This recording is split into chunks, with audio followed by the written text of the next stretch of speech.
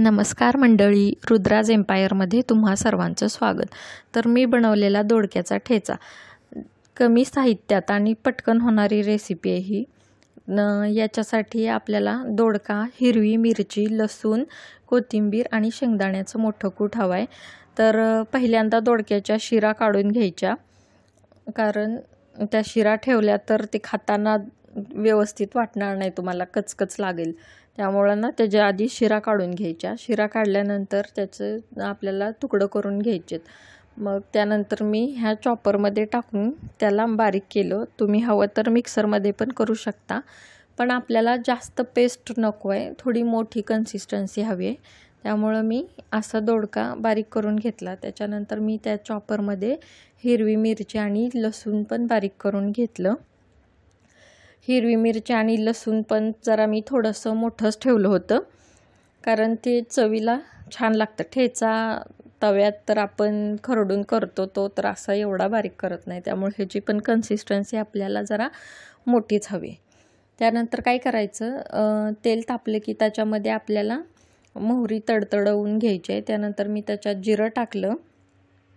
हे दोन्ही तळल्यानंतर त्याच्यात जी मी हिरवी मिरची आणि लसूणची पेस्ट बनवली होती ती तळून घ्यायची। हे आपल्याला व्यवस्थित तळून घ्यायचं आहे, तर आपला ठेचा खमंग बनणार आहे।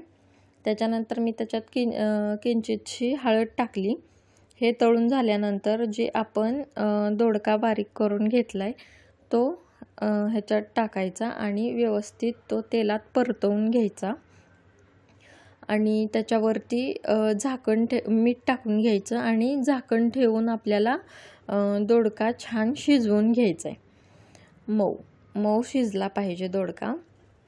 मग त्याच्यावर झाकण ठेवून आपल्याला एक 5 मिनिट मंद आचेवर दोडका शिजवून घ्यायचा आहे। असं बघू शकता तुम्ही किती छान तेल सुटले। असा आपला दोडका शिजला की आपल्याला त्याच्यात शेंगदाण्याचं कूट घालून घ्यायचं आहे।